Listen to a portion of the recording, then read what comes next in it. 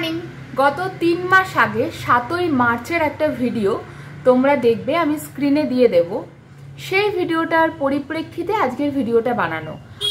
তারপর তিনি কেমন আছেন, কেমন রইলেন। তিনি স্ট্রোক হয়েছিল, মানে হোমিওপ্যাথি ওষুধের মাধ্যমে একজন স্ট্রোকের পেশেন্টকে কিভাবে স্টেবল রাখা যায় সেই নিয়েই আজকে আমাদের কথা।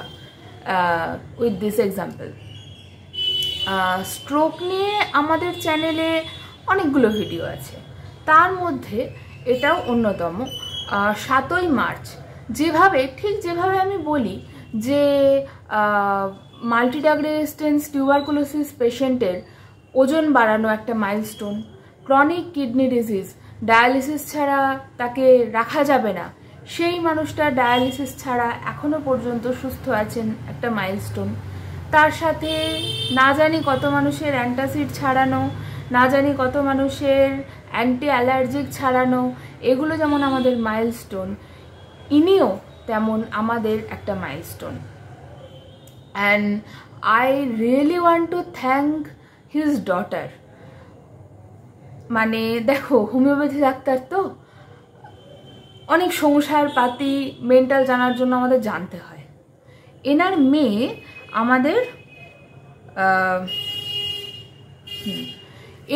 আমাদের সাথে যোগাযোগ করেন এবং ওষুধ নেন।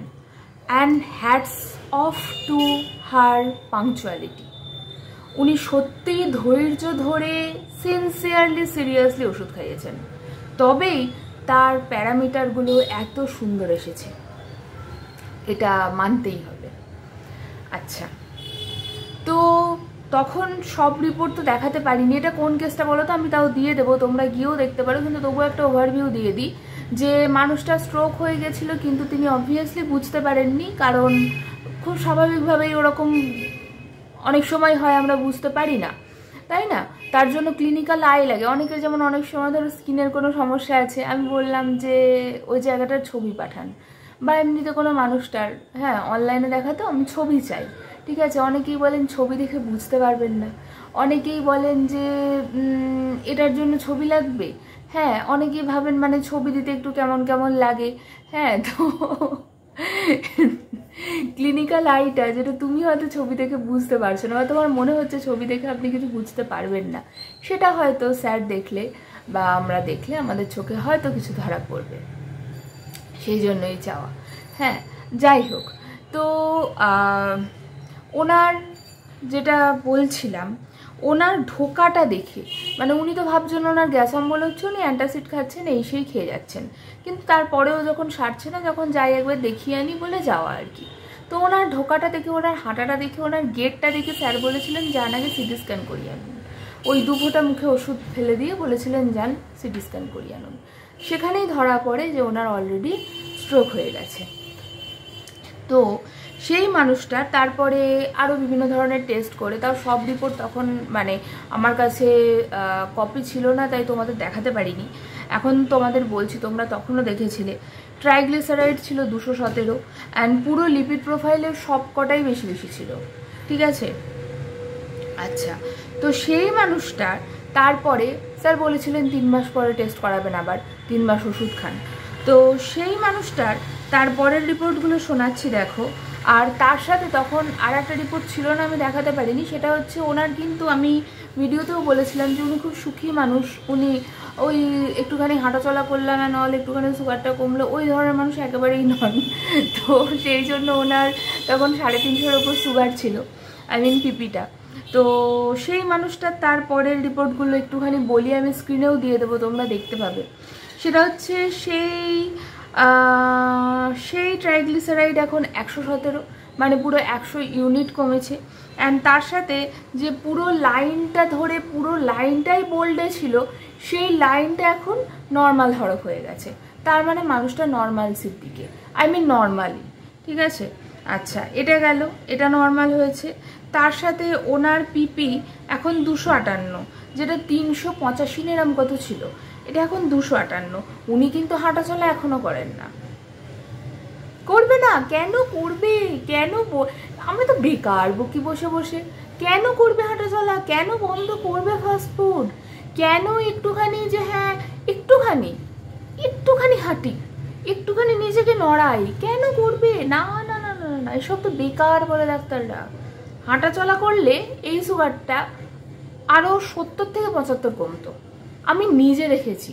মানে আমি তো জানি কোন মানুষটা কতটা হাঁটাচলা করেন, কোন মানুষটা করেন না, কোন মানুষটা বলছেন হ্যাঁ করছি কিন্তু আদতেও করেন না, এগুলো তো আমরা বুঝতে পারি। তো আমি দেখেছি একই মানুষ, ঠিক আছে, সুগারটা অনেকটা বেড়ে গেছে, বিপিটা। তখন আমি বারবার ভালো করে বলেছি আপনি যদি না হাঁটাচলা করেন, আপনি যদি না ব্যায়াম করেন, তাহলে কিন্তু চাপ আছে, ঠিক আছে। তিনি ভয় পেয়েছেন, তিনি তারপর হাঁটাচলা করেছেন। সেই মানুষটার 1 মাস পরে ড্রাস্টিক ডিফারেন্স, ঠিক আছে। কোনো ওষুধের চেঞ্জ নয়, কোনো কিছু নয়, লাইফস্টাইল ডিসঅর্ডার, লাইফস্টাইল চেঞ্জ করতে হবে, কমেছেন। তারপরে যেই 1 মাস পরে পিপিটা কমলো, ফাস্টিংটা আমরা মানে ঠিকই ছিল, পিপিটা কমলো, আবার তার হাঁটাচলা বন্ধ হয়ে গেল। তারপর বিভিন্ন ধরনের এক্সকিউজ শুরু হলো।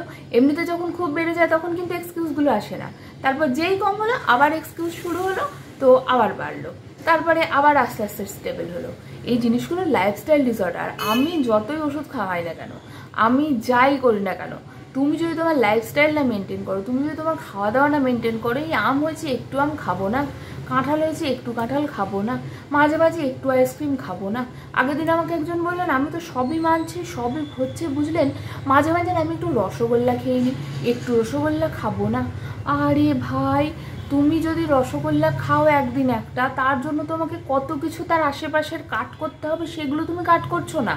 তুমি শুধুমাত্র, যেহেতু তোমরা না আর্ধেক কথা শোনো, হয়তো কোনো ডাক্তারবাবু কোনোদিন বলেছেন হ্যাঁ আপনার খুব পছন্দ হলে, খুব ইচ্ছা হলে, খুব ক্রেভিং হলে আপনি একটা রসগোল্লা খুব রস চিপে হাফ রসগোল্লা খাবেন, হয়তো কোনোদিন কোনো ডাক্তারবাবু আপনাকে বলেছেন। তার সাথে তারপরে আরও কয়েকটা বাক্য বলেছেন, তার জন্য আপনি এই বাদ দেবেন, ওই বাদ দেবেন, সেই বাদ দেবেন, তাই বাদ দেবেন, এই দিনে এই করবেন, এই করবেন, একটু বেশি হাঁটবেন, এই সেইগুলো আর তোমরা শোনো না। তুমি শুধু ওই যে বলেছেন আপনি হাফ রসগোল্লা খেলেও খেতে পারেন খুব ক্রেভিং হলে, সেইটুকুটাই তুমি মাথায় নিয়েছো, অ্যান্ড তার ফলে তুমি তোমার নিজের বিশাল ক্ষতি করেছো, ঠিক আছে। আচ্ছা, এখানে পিপিটা বললাম। আচ্ছা, এখানে দেখো লিপিড প্রোফাইলটা এখন নর্মাল হয়ে গেছে, সমস্ত প্যারামিটারগুলো। আচ্ছা, তার সাথে এলএফটিও পুরো নর্মাল, ঠিক আছে। তো ওই যে বললাম মাইলস্টোন, এটাও একটা মাইলস্টোন, তোমাদের সাথে শেয়ার করতে পেরে আমার খুব ভালো লেগেছে পার্সোনালি। আমি তখনই বলেছিলাম, হয়তো তোমাদের বলিনি যে হ্যাঁ আমি 1 মাস পরে, এই 3 মাস পরে আবার জানাবো নল, কিন্তু তবুও আমার ইচ্ছা ছিল যে মানুষটা কেমন থাকে অবশ্যই তোমাদের সাথে শেয়ার করব। কারণ মানে আমি তোমাদের সবসময় বলি যে তোমরাও প্রে করো যেন ভালো থাকেন, সুস্থ হয়ে যান। অ্যান্ড আমার মনে হয় সে আমার পরীক্ষাই হোক আর পেশেন্টের সুস্থতাই হোক, তোমাদের ভরসা ছাড়া, তোমাদের আশীর্বাদ ছাড়া ইটস ইম্পসিবল। ভালো থেকো, সুস্থ থেকেও, কোনো অসুবিধা হলে অবশ্যই আমাকে হোয়াটসঅ্যাপ করতে পারো, আমরা তো 24x7 খোলা। বাই।